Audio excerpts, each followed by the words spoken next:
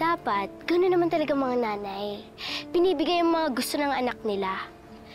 Mga magaganda pa nga yung binibigay ng mga nanay ng mga kaibigan ko sa kanila eh. Tsaka, ito pa nang alam. Palbahasa kasi, paborito ka ng nanay. Di pareho nga tayo niyang paborito eh.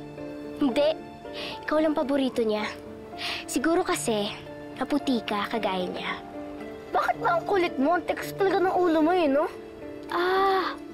Ako pa talaga matigas ulo, ha?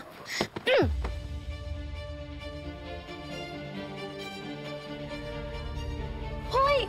Nahulog siya sa butik! Meron na siya ng ulik ba? Patid na ulik ba? Pareha na siya lang nag-aaway pa eh, no? Amo, pagka mo ka! Grabe! Tulungan mo ako! Ano ba? Buti nga sa'yo. O, edi pareho na din tayo. Maitim ka na din.